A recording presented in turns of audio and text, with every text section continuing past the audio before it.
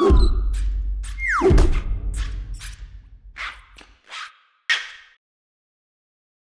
everyone, it's Peter here with ereaders.com. Today we have the Tolino Epos. We're not going to be doing a full review on this. This is just a PDF experience. Yes, we've sideloaded the Dungeons & Dragons Monsters Manual. And like I've said before in many other of our videos, why we use the same one every single time is because it's a benchmark.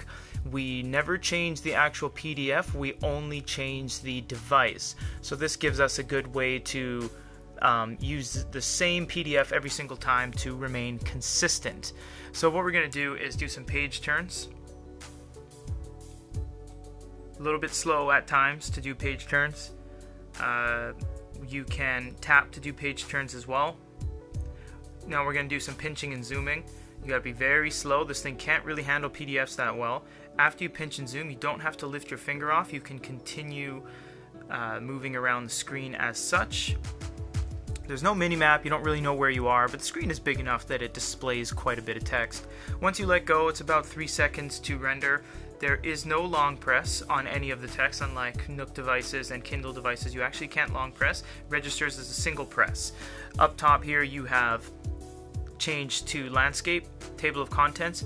This one is reflow text, which will get rid of images and headers. I'm not going to touch that because on a 288 page, 130 MB file, it'll take like 5 minutes. I'm not going to press that one. I already did that once.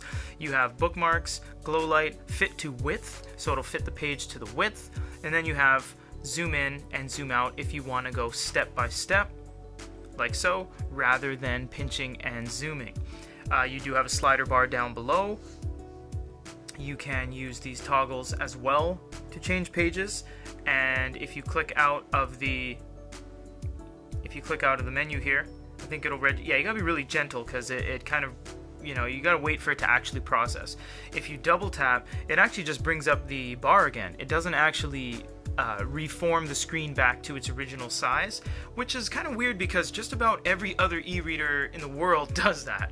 A double tap to kind of go out back into the full screen, whereas on here you have to pinch and zoom as you're kind of like massaging it over into the corner, and there you go, it finally gets back into the full size screen. So as it stands, we'll bring in a 6-inch reader just for a second. You can see the screen difference. So as it stands, the Epos has a very decently sized screen, so you won't really have to do too much pinching and zooming, but if you had to, it's not the greatest experience. It's very slow. There's no mini-map indicator. It's very slow to render.